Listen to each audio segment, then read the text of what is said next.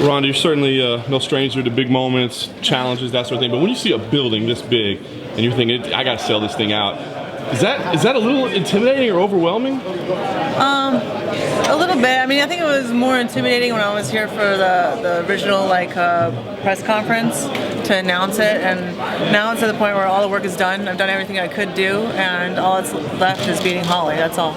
Everything else is out of my hands, and it kind of reminds me, like walking in here, it kind of reminds me of the bird's nest in Beijing, you know, and it's nostalgic in a way and returning back to my roots, and yeah, I'm just excited. I'm just excited to beat Holly and be done, and I've done everything that I can do to ensure the success of the event, and now all that's left is satisfying everybody that comes. I know you're a very goal-driven person, and certainly people want to see you fight Cyborg, and there's other fights, but I mean, you fill this building, you have an amazing performance, you walk away with the win. It would almost seem like, what else can I do? I've reached the absolute apex of this sport. Well, I guess we'll start brainstorming on that after I'm done beating Holly. But first we have to meet that goal, and that's the only thing that's really on my mind right now. And it's a good problem to have to be creative and think of how much more you can do. I know you understand promotion as well as anybody, but you've gone out of your way to really be pretty kind to Holly, to be honest with you, and praise her. What is it about her that led you to take that approach to it versus, you know, if it was a grudge match, maybe it would sell better, maybe people would like it better? Why did you take that approach? I really don't think it's necessary anymore to make things dramatic. I think in the beginning, to try and get any attention on the limit at all, I took that approach more. But I think that my fight with Sarah Kaufman was actually proof that people were watching for the athleticism itself. You know, we got them to look in the first place with a little bit of drama, but I think now it's not really needed anymore. And I think that the fact that when me and Sarah Kaufman fought, and there's nothing but, you know, respect between the two of us, our ratings are 20% higher than me and Misha the first time. And I think that we have reached a point in women's MMA where it's not necessary. You know, people appreciate the athleticism of the sport itself and just watch it for what it is. How about you personally? People are now asking about your love life. They're asking your mom what your mom thinks of your trainer. I mean, is it getting to the point where it's too much? You've always handled this media and this attention really well, but is it starting to get to the point now where you're like, this is too much? Well, it's starting to get to a point where people are starting to look at you as an event and not a person. And I'm getting to a point where people are asking me questions that I would feel inappropriate asking them.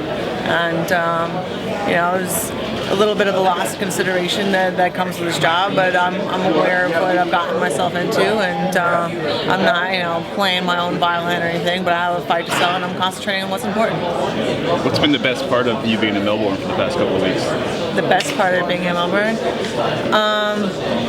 I think it really is just getting to spend time seeing Australian people and Aussie fans and everything. I think that the open workouts yesterday was a real touching experience in that it was bigger than any event, you know, any open workout event I've ever had before, and to see how the people here have embraced us, even though, you know, none of the people on the main none of the main event fights are Australian. It's just really it's really touching to see how much we've been embraced by the people here, and I couldn't have more respect for them. I'm so glad that we picked here as the place to try and beat the UFC attendance record, because I really think that the Aussies are the ones. Did it feel good when you would talk with the girls and they were crying and like you were getting autographs and hugging when you were walking around after the open workout was done? Yeah, I mean, it's a crazy experience because you have to match that level of energy, you know, and in order to really pay them the respect that they deserve in that moment as well. And it's really humbling, and sometimes I'm just trying my best to deserve it. That's all, you know. And it's so easy to feel like it's me versus the world, and everybody hates me, and everybody's out to get me. And then times like that, I really realize that it's not. It's bigger than fighting now. You know, it's really gotten to a point where it's bigger than just fighting. It's bigger than just me and Holly, and there's so many people coming along with this ride, and I have to win for all them too. Did you think that would happen so quickly? I didn't think. I mean, I thought a lot of these things could happen, but I didn't think any of them would happen as fast as they did. No, I'm still being pleasantly surprised this day. Did you think about being a role model? I mean, did that ever cross your mind as you were going up this ascension? Like, I'm going to be a leader of a generation of women? No, in fact, I thought I would be a much more of a mature audience personality. I thought of myself more as like, you know, the Diaz sister than like, you know, than Miss America. And so I'm trying to find a happy medium where, you know, I can be a good example but still be myself and not be some fake contrived image and, you know, living a life based on perception, you know, and trying to kind of retain my sanity and myself throughout all of it. Do you welcome that now that it is here, though? I mean, there's no denying it. There are people that look up to you for inspiration. I mean, do you welcome it, or do you wish they didn't? I think people could do whatever they want. If I can provide that role and be a positive in somebody's life, then I'm happy to do that. And you know, if people don't think that I'm a good example of anything, then they're welcome to that opinion as well. You know, I'm doing the best that I can at what I do best, and that's all that I can do. Have you ever considered what a loss would feel like, what a defeat would mean to you if you don't come up? I know what it feels like. You know, I've endured the worst losses possible. I lost the finals of the World Championships when I wanted to be a world champion like my mother, and my dream ever since I was a little kid was to win the Olympics, and I failed twice. Nobody knows what failure feels like more than I do, and that's why I'm the person that walks in there willing to die in order to win, and that's why I am always going to win, because I know how it feels, and I'm never going to take that route as the easy way. You know, for a lot of these other chicks, every other girl in the division, it's easier for them to lose and go home with their paycheck. And for me, I'd rather die and go bankrupt than ever walk out of there not the winner. I'm going to walk out of there the winner every single time. I've lost enough and I'm done. Are you an athlete that battles nerves, and if so, how do you cope with that on Sunday? Oh yeah, I had a huge amount of nerves. Oh my God. But the thing is, where you're in a fight or flight scenario, and most of these chicks feel these nerves and their heart racing out of their chest and the pressure and all the questions and the scrutiny and the spotlight, and it's not what they're used to. You know, their best environment is, you know, when they're in the gym alone and nobody's watching and the cameras are off, and or if they're at their local venue that they're used to fighting at all the time. And I know that I am the best in this scenario. In the most uncomfortable scenarios, I'm the best. And I know I fight above myself when it's the most extreme and the most pressure, and it's like pressure building behind a bullet that shoots me out of the gun. You know, pressure is a good thing. Whereas it crushes others, it really pushes me forward. Ronda, you're often very relaxed before you fight. You said you nap in the locker room. Given that this fight is earlier in the day, is that going to be something you're still going to be able to do? Or yeah, I know. I still nap. It's very similar to the judo tournament format, where we would weigh in the morning and then fight like an hour and a half later, and then we would have the prelims throughout the beginning part of the day, and then have a break, and then come back for the finals. And so I would have to take a nap in between every match. So I could take a series of cat naps all day long. That's just what I'm used to. Will you be up super early on Sunday, or will you sleep in? I think I'm gonna wake up, eat something, go back to sleep, and then wake up, do my hair, change, come over here, take another nap, wake up, warm up, go be Holly, and go eat some wings, and then go to sleep again. Have the buffalo wings been secured yet? Do you know where they? Yeah. Well, I have like a buffalo wing like mission going on, so like now everyone's all about it. It's like a thing. So Dana organized a place for all of us to go. That's like just the team. We closed the restaurant, so they're just making wings just for us. And then I have one day to kind of like tour all of Melbourne and like find all the best wings that I can all the next day. And then I gotta jump on a plane and go back home and go straight back to work the second I get off the plane. Yeah. Is it movie set? No. It's a shoot. I can't really say anything about it. Well, the MMA's been around for almost 2 decades now. We saw with Anderson Silva, Colt's front kick, knockout, and Cheetah's jumping front kick. There's a lot of techniques that haven't been used in MMA in disciplines. You're a judo practitioner yourself, and I think that gives you an advantage over a lot of people. Do you think that there is still a lot of techniques and styles of martial arts that are underutilized in MMA? Oh, definitely. I mean, I'm still finding things that apply to MMA that are from judo that I haven't really seen anyone do yet. I still want to be the first one to pull off a Soda Komagoshi, but it takes a certain kind of position and situation for that to happen. And I'm glad that you don't know what that is, so you won't give it away. But we'll make it happen someday, hopefully. I made up a couple things already. I've done a couple like arm bars and things that were just made up, and like foot sweeps and ashiwaza I don't think were really utilized in MMA very much before I came along. And I think I also did like the first sumagaishis that you ever seen in MMA. You don't know what that is, but it's cool. And your tattoos, what do your tattoos say on your ankles? Can you explain them, please? This one is my Olympic tattoo. It's the Olympic motto. It's Latin for faster, higher, stronger, and it has the olive branch from the Athens Olympics, the wing and the flame from the Beijing Olympics, and then the rings, which I think every flag in the world has at least one of those colors. There's in the rings. Every second is one of my mom's sayings is fight for every second of your life, every single second. And this one, me and a couple close dear friends of mine have matching ones. And this one's a little personal. I like to keep it to myself. Ronda, would you ever consider competing in the Olympics again? Wrestling, judo, boxing?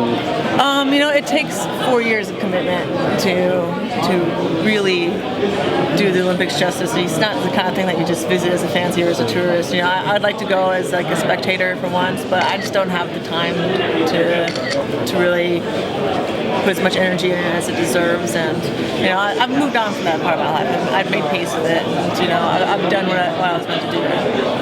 You spoke about nerves earlier, but going into this match, being so dominant, does fear of losing come into it? Does that exacerbate by being such a big draw for UFC? My fear of failure is larger than anyone else's, and it's increasing with every single fight. And the thing is, I don't shy away from it. I'm extremely fearful, but I don't have any doubt at all. Not a single doubt in my mind. But I'm scared to death when I go in there. Of course, not of getting hurt, but of any other possible thing that could happen. And that's why I go through thousands of different ways that the fight could go down in my mind already. I've already thought of several thousand ways to beat Holly, and several thousand different things that she could do, and several thousand different answers to everything that she could think of. And sometimes I go in there and none of those things happen, and I just have to make it up, as I'm going along. But that's the environment that I do the best in. I fight above myself, and some people do better when everything's calm and cool and whatever, but I do better when the pressure and the fear is at the highest. Have you been able to get a read on her yet? A lot of your other opponents, you look into their eyes and you just feel like they're already beaten even before they get in there, but she seems a little bit different. Have you been able to get a read on her at all, kind of where her confidence is, if she's shaking or anything like that? Everybody's different. Everyone has their own process. So, like, she's kind of more like Liz Carmouche and Sarah McMahon and Kat Zingano. Those are women that have been through so much. They've either been Marines or Olympians or just tested by life, where it's just like they're not scared. They're coming in to throw down. And I see that Holly's one of those people that have been tested before. I don't need that person to be shaken and walking in already defeated in order for me to win. I'm going to defeat them anyway, regardless of how they feel during stare downs. Can she knock you out? Does she have that one-punch knockout power? Nope, nobody does. I have really fragile hands, so I got a great chin. But yeah, I'm very, very confident in my ability to take a hit. Are you surprised that despite their popularity and stuff, judo hasn't really moved into that the same way? It's because the new rules suck. I hate the new rules that they've made since I retired from judo, and it was like Greco-Roman judo. It seems less applicable to actual fighting more and more as they try to favor certain fighting styles. And I think there's a lot of corruption in the sport itself, where they're not really thinking about the athletes or the spectators, and it's a bunch of people that don't even do the sport that make up the rules, and the athletes have no say in it, and it's sad, But the way it is, unfortunately. You taught judo, you gave a seminar in Brazil. Would you consider going to different countries? Preferably like in the Philippines. I mean, I love teaching judo. I really do. But you know, it's hard to find time for everything. And the only times that I've taught seminars since I started doing MMA is like for charity, never for money. You know, and I'd be happy to at some point soon. Ronda, you're very young yourself still, and one thing I hear about fighters is you guys know exactly what your job is, what you're doing in life. Why don't you train for a specific period of time, you get in the octagon and you do it. A lot of people your age, even younger and older, don't know what they want to do with their lives. Do you have any words of nature, guidance as to how they should do yeah, taking that time to find yourself isn't a bad thing. I mean, I took a year after the Olympics just bartending to hang out and try to like figure out what I wanted to do. There's nothing wrong with not knowing, and the most stressful part is before you make a decision. Once a decision is made, no matter how hard a decision it has been, everything's always easier after that. And you just have to find what you're passionate about, find something that you care about, and sometimes you have to allow yourself to take time and figure it out. You don't have to feel bad or feel like, you know, you're somehow a loser because you haven't, because I used to feel like a loser because I didn't know what I wanted to do, but as soon as I knew what I wanted to do, it was a crazy, ridiculous idea that no one believed in, but I automatically felt better just because the decision was made. How do you sit with that fear that once you've made that choice, no matter how crazy it sounds? It's really scary to care about something because then you have something to lose. And I think that's why a lot of people try their best to not care about anything. And there's something really brave about having dreams and pursuing them and putting everything possible into it because that's all that you have. And a lot of people like to lay back on the cushiness of their excuses and everything that they didn't do. But I mean, there's a comfortability about that, but there's also a cowardice to it, and there's also a lot of courage that comes in pursuing your dreams. There's a lot of fears that you have to face, and it's just like you can pick, you know, the path that makes you feel more comfortable or the path that makes you feel more alive. Ronda, I don't know if this question's been asked before in the scrum before, but in terms of like chaos, you said before you thrive off the chaos. When there's chaos in your life, you perform better. How's your life been recently? Has there been enough chaos leading up to this fight? There's definitely enough chaos at all times. You never worry about that. Everything's always nuts, and it's all right. It's the environment that I thrive in, and my attention is getting pulled 1,000 different ways every day, and a million different commitments, and just it's almost like having one single thing to focus on, beating Holly home. The one thing that I need the most. I can see how people can get famous and go crazy, you know, and I'm so lucky that I always have that one focus to keep me in line. And my line is from here over to there to beat up that girl, and that's it, and everything else is just personal. How hard is it to sit up here and talk while you're dehydrating, cutting the last few pounds that you need to cut before the week tomorrow? Oh, I'm not dehydrating at all. Oh my God, I drank like 3 gallons of water yesterday and like a whole bunch this morning. Yeah, I don't start until like way later. I think it's a big mistake a lot of people make is they dehydrate for way too long. And so, no, I'm well fed. I'm really, really hydrated. I'm chilling right now. I don't know if they're feeling like, you know, I don't know if Holly's feeling that comfortable, but I feel like I've been doing this long enough. I know what I'm doing, and I can really just kind of take the dehydration part to the very, very end, and we do it in a very, very healthy way now. Ronda, you were quick to dismiss a question yesterday about your love life, and I can understand why. Do you think there's a line between athletes and media that shouldn't be crossed, and where is it? Things that we just shouldn't be asking you about? Well, I think that my private life is private, and I share a lot, and I give a lot, and sometimes it's like I'm playing the give a mouse a cookie game, where it's just like I'm trying to share and trying to be open, but you know, I also want to keep a few things to myself in secret, and I'm here to promote a fight, and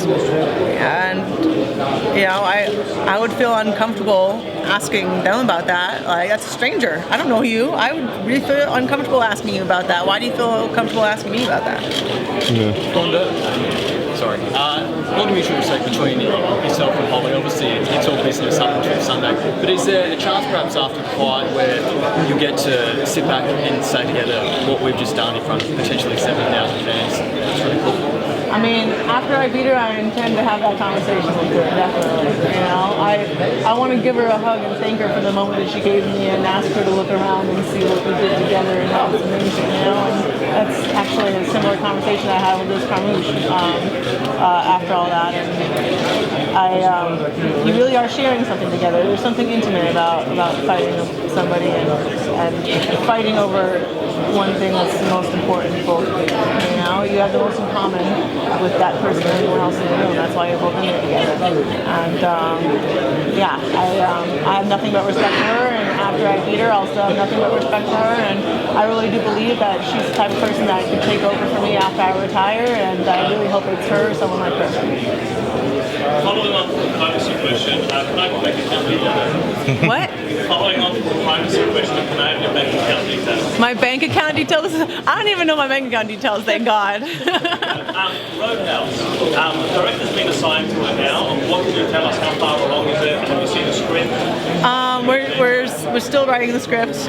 Nick Cassavetes is assigned to it, and he has described it so far as Ninja Brockovich. That's all I can give you. I've seen. Have you had any talks with Marvel regarding Captain Marvel or any other roles?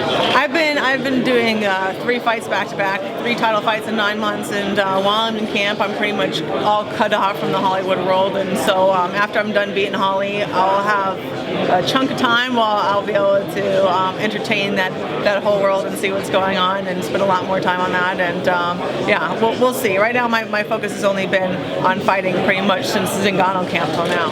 People roll something though that you're really interested in pursuing. Oh yeah, everybody wants to be a superhero. I mean, I would love to do that. I think I'd be a pretty good superhero. I don't know. We'll see. I have to convince them though, not just myself.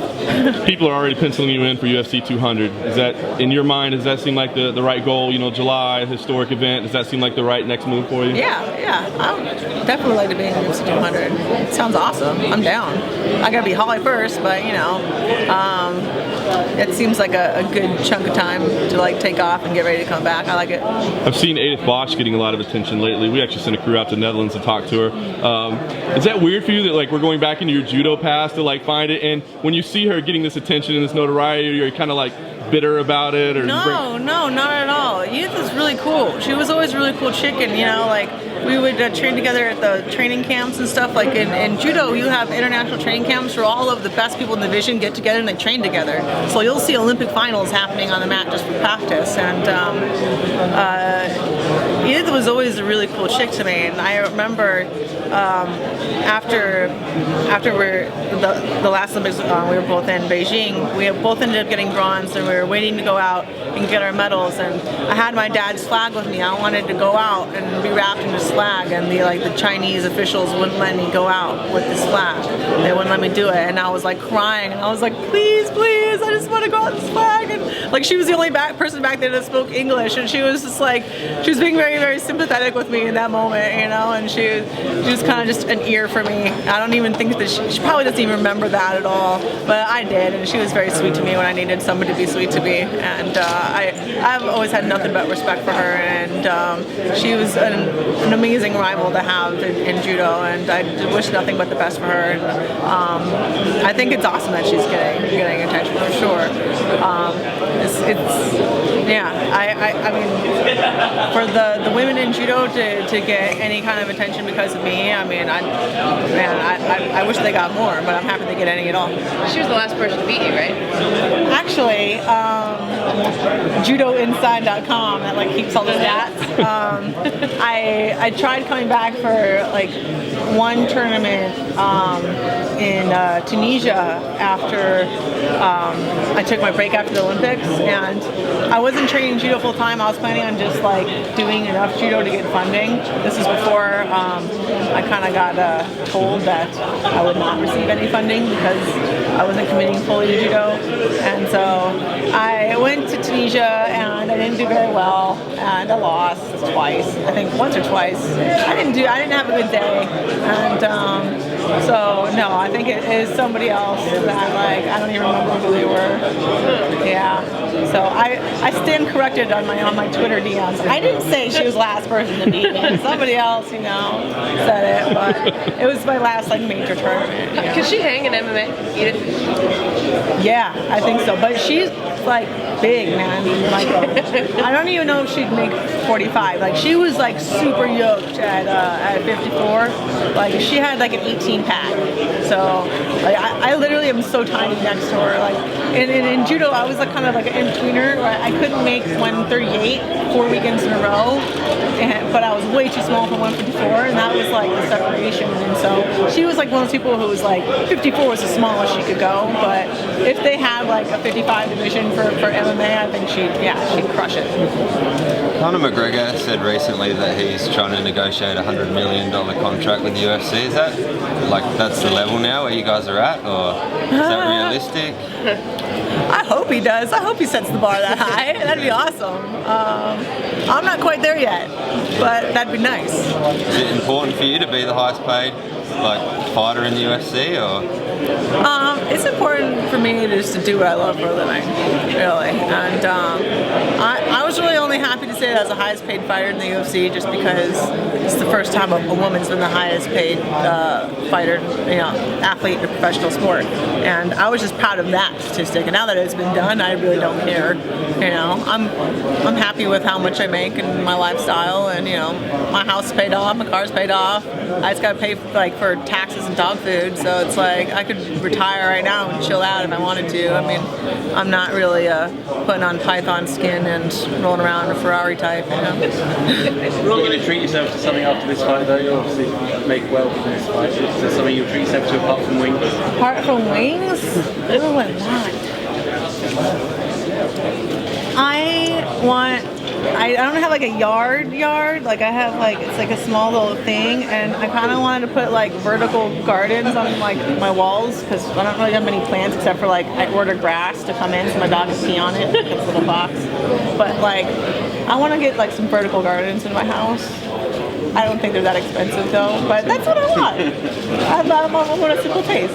Ronda, you met the cancer patient yesterday. Her name is Casey. What's like being an inspiration to someone like her? Well, sometimes I'm like, how can I have anything to do with how strong you are? She has so much strength that I feel like I'm the one being inspired. And it's just really, really touching to meet her and hear her words, and I feel like there's no way I could do more for her than she does for me, just from meeting her that one time. And I wish all the best to her and her husband and her family, and I wish her all the best of health. Given you being an inspiration to her, does that give you any extra motivation going into the fight? Yeah, definitely. I have to win. I have to fight. I told her to keep fighting, and I'm going to do the same. And I'm going to win this fight just like she's going to win hers. How do you like being the villain going to this fight? But obviously here in Melbourne, you're the huge fan favorite. So what's that going to be like for you? Well, Heath Ledger as the Joker was still the favorite, even though he was the villain. You were still more excited when he came on the screen, and so sometimes it's and the role of the anti-hero and the villain are a little bit blurred because the bad guy never thinks he's the bad guy. The bad guy thinks that he's right and just that no one understands him. And I just have a little bit more understanding here with Aussies, I believe. You talk about Joanna's rise to popularity. You set the groundwork for women in MMA, but she's kind of taken it and run with it and become kind of a star. Talk about her rise and what you think of her. I mean, I think it has so much to do with her fighting style and the way that she fights. I mean, you're just captivated every single time that she goes out there. But her demeanor is awesome as well. I mean, she's just kind of like the mini gorgeous Ivan Drago, kind of like, I am the best, that is it. I have nothing else to say. Sorry, every single accent I do sounds Armenian because I impersonate the Armenian guys so much. Everyone's Armenian when I impersonate them. I love her personality and her fighting style, and she's so like genuine and authentic that people pick up on that, and they love authenticity and not like forced perception and cultivated images. You talked about kind of laying the groundwork for women in the sport and that kind of being what you want your legacy to be. So how proud are you to see what she's done? I'm extremely proud of her. I mean, I'm really happy with like if she had way more people over there than I had over here, I would be like super stoked. Not just that, not that I don't like taking you guys. No, but like to see the like everything's gonna be fine. She's one person that like makes me worry less. I used to worry so much about like what's gonna happen when I'm done. I don't want all this to be for nothing. And she's like the glimmering white hope to my right now, and that like, hey, if I got hit by a car tomorrow, everything would be okay, and all of this would be for nothing. I know, something that you have to be motivated by is, to keep making history. And this is a historic event, obviously, probably the most attended of all time. How much does that drive you to keep having something to strive for every time you go out instead of just winning another fight? I mean, it's part of staying motivated is topping what you've already done. There's a difference between meeting expectations and exceeding them, and exceeding them is much more motivating. Proving people wrong is much more motivating than just doing what's expected of you. And I'm constantly trying to think of new and creative ways to prove people wrong. How important is it for you to break the attendance record on Sunday? Right now, the only thing that's really important to me is beating Holly.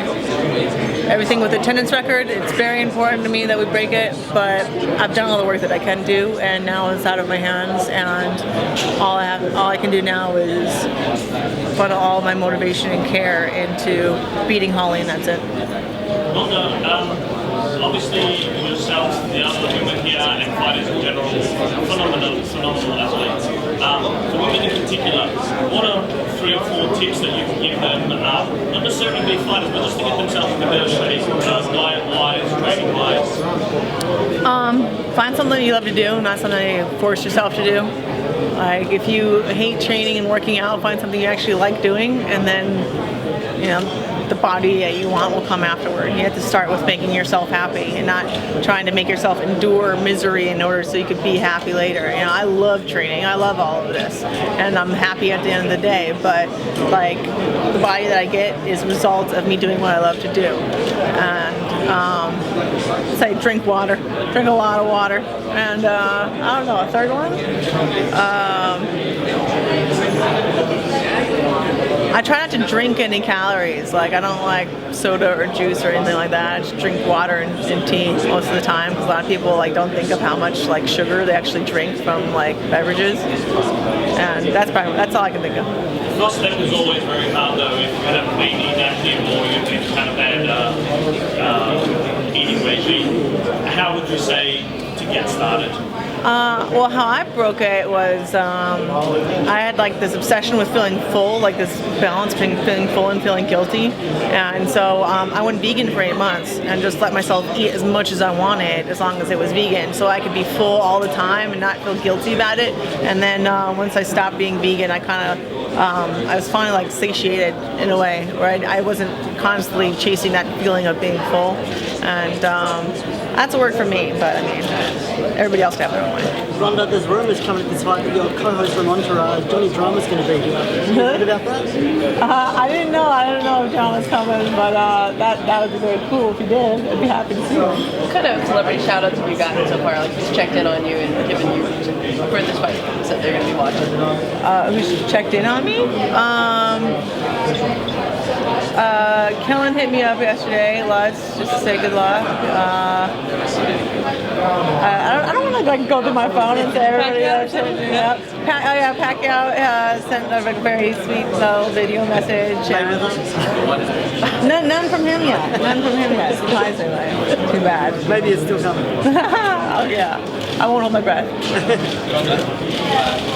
Australia, where sport is effectively banned, the cage is banned. It's the same situation as here in Victoria on the Olympics. I'm just wondering, now that I had an opportunity to speak to you about sport with you, maybe you have to say a few words about why you think this Australian government should lift the ban. Well, I think that they should watch this event and really see how much good we really can do. And there's a real beauty to it, and there's an art to it. And I think that MMA is the most progressive sport in the world for women, and it does nothing but good from what I've seen. Do you think there's a safety argument here? Like, I can't imagine people costing some money to boxing race would be as safe as boxing them in criminal. No, I've had MMA fights in like a boxing ring, and it's definitely much less safe. I've had people get tangled up on the ropes and had danger of falling out and things like that. And if anything, it's distraction and it's much more dangerous. I feel a lot safer in the octagon, to be honest. Ronda, was it that Reebok wanted to bring you to India on this show? So anything on that situation? I haven't heard about that yet, but I would love to go. I mean, India sounds amazing, and it's one country that I haven't been able to visit yet. So, but when I'm in training camp, everyone kind of leaves me alone, leaves me to train, and usually it's right after I'm done beating my opponent that I hear all of the million plans that have been made for me that I had no clue about yet. So yeah, we'll see. Ronda, there's a part of your book, I guess, that's been picked up by the media in the lead up to the event, I guess, regarding a physical altercation with an ex-boyfriend. Some suggesting perhaps you've been given a bit of a pass, I guess, when it comes to domestic violence. What are your thoughts when you think that situation has just been blown out of proportion? Well, legally, if somebody blocks your exit, it's considered kidnapping. I was in that situation before when I had a fight in the movie theater, and my exit was blocked, and people were letting me out, and you legally cannot do that. It's considered a self-defense scenario. So if someone is blocking you into an apartment and won't let you leave, you're entitled to defend yourself and find a way out. If you're trying to get into your car and leave, and they're grabbing your steering wheel and saying that you can't leave, I mean, that's technically you being kidnapped, and you can defend yourself in any way necessary. I have lawyers that check these things out. And I thought about it at the time. Come to think about it, I was thinking about it. Do you take, I guess, how people pick that one part out of your book? Do you brush it off? I mean, obviously you come across things like this every day where people are just trying to nitpick at you. Well, if you find out that someone was secretly taking naked pictures of you and then tries to lock you in an apartment, see what you do. Is it frustrating to you that people compare what happened to you in your situation to what happened with Floyd Mayweather in his situation? And people sort of classify those as two same things? I don't have to make every single one of my actions idiot-proof. You know, if an idiot can't understand it, it's not my problem.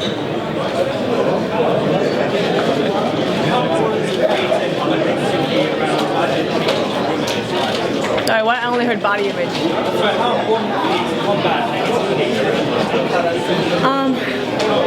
It's really important for me to be able to represent my own body type in a desirable light, and that's something that I didn't see growing up. The kind of women that I saw on the covers of magazines were a fraction of female body type, and I think that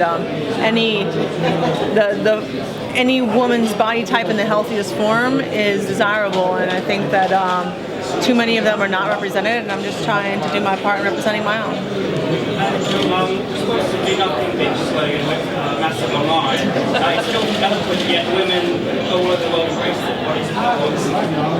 What is it? Why do you think it was embraced? I think it just succinctly put, it categorized something that no one had really been able to put their finger on before, you know, and I think a lot of women are fed up with seeing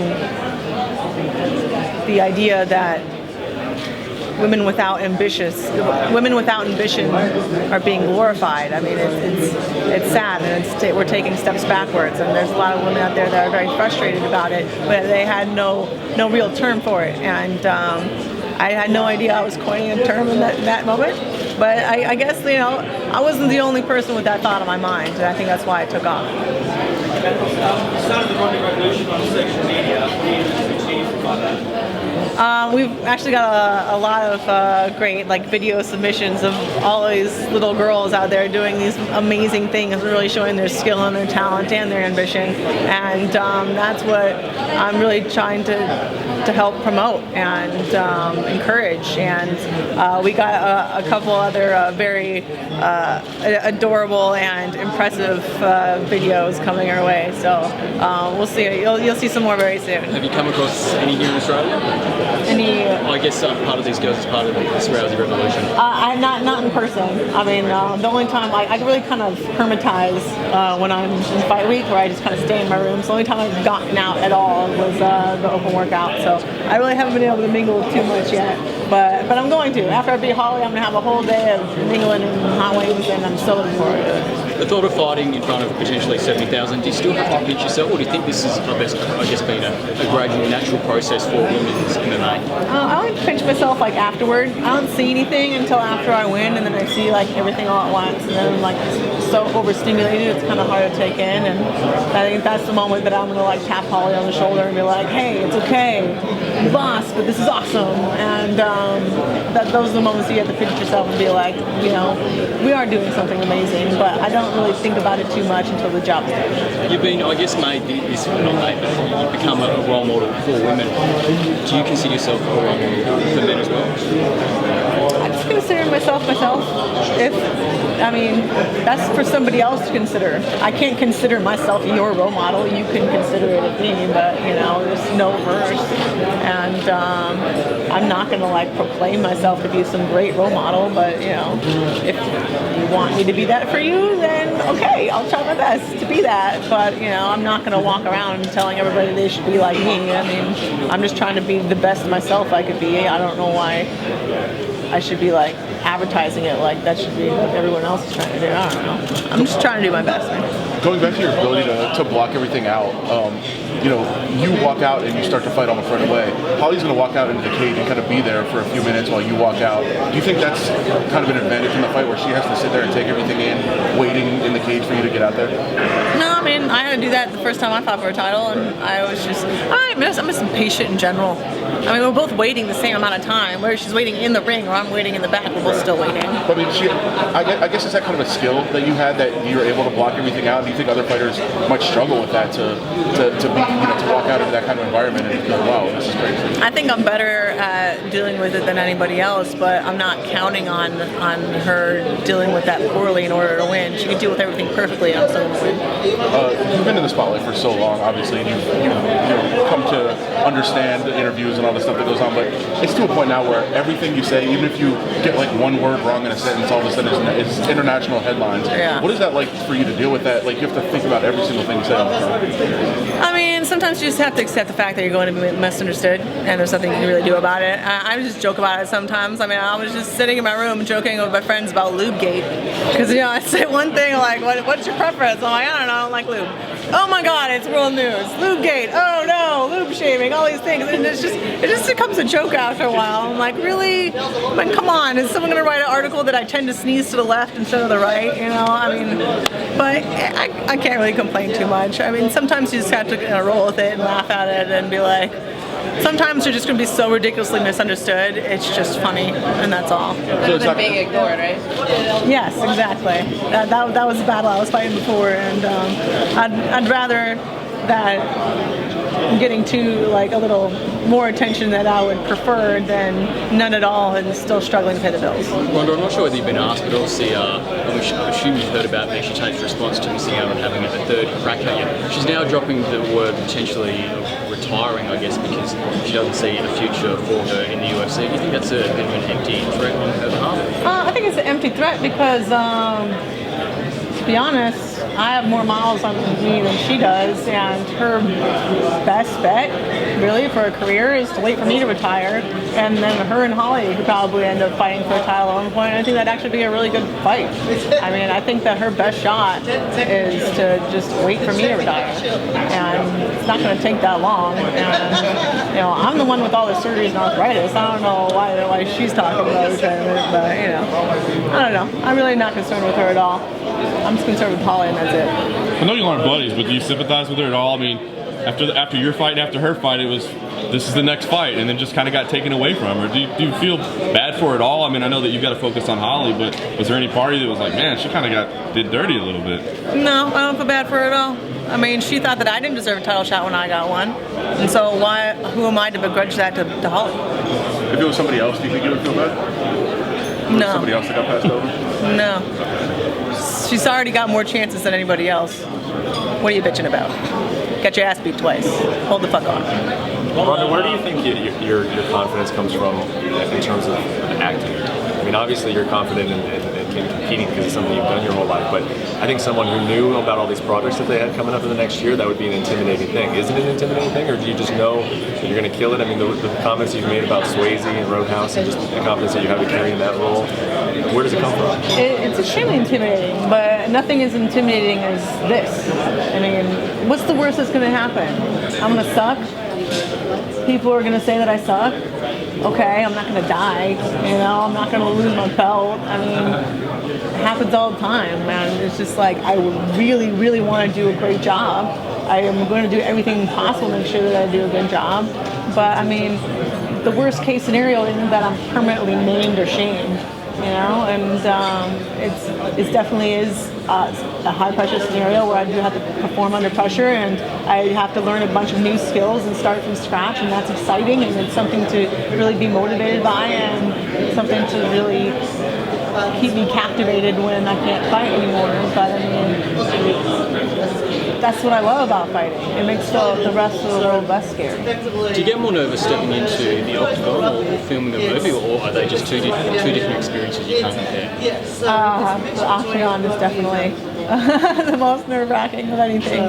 The Olympics and the octagon are getting close to being comparable at this point.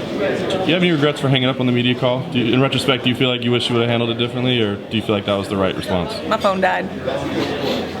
Ronda, favorite exercises, worst exercises, Favorite exercises? I love mitt work. I hate strength conditioning. And cheat food is hot wings, cider beer, and yeah, that's all I want is hot wings and cider beer. Have you got your eyes on any Aussie kind of food or sweets or anything for after the fight? Well, I've been really enjoying Aussie coffee, and I want to try meat pie, another one, and meat pie is really good. And I've just heard that you guys have really good cider beer out here. Like all the beers here are awesome, so I just want to try a bunch of different Aussie beers. I don't know, what would you recommend? In terms of food or beer? Yeah, food. Tim Tams? Have you had a Tim Tam before? What's that? It's like a chocolate-covered biscuit. I'm getting it. Wait. Is it in like a package? Yes, yeah. Yes, I did have and a bunch of they those. come in all different kinds of flavours. So yeah, I got it at the everything duty-free from shop. chocolate, I think there's a banana flavoured one now. I didn't get the banana. Peanut butter, there's plenty of choice for you. I'm gonna go through like the whole corn. I'm gonna get a cornucopia of all of these biscuits and try them now. Thank you. Some extra luggage when you go through. But cool. She ran out of questions? Yeah! First time ever.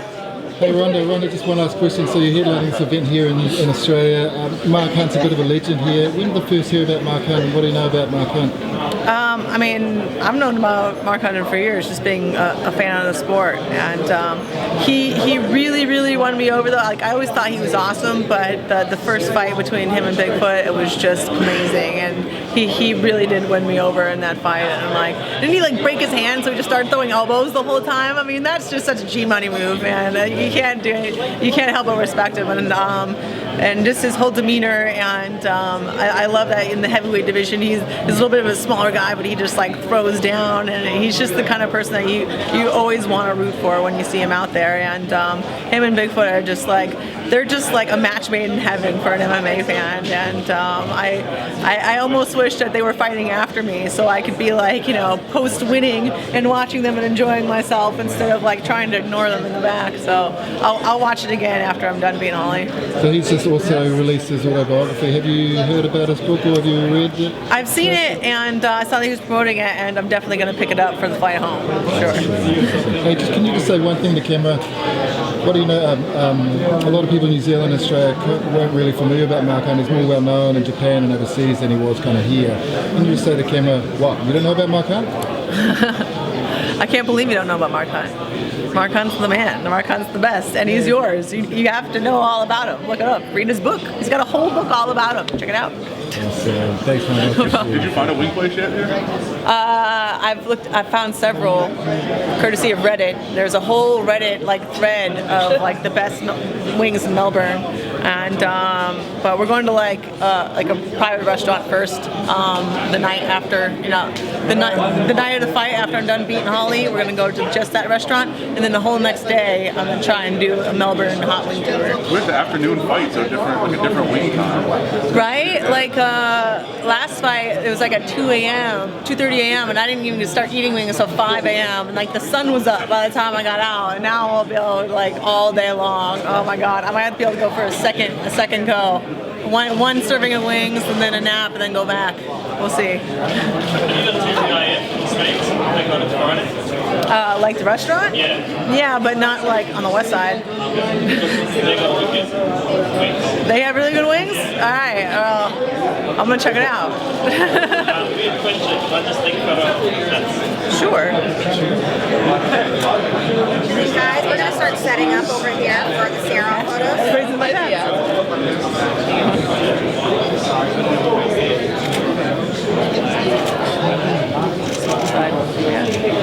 Not awkward at all. You don't trust anyone. Don't trust anyone who doesn't have a tattoo, because that means they can't commit for life.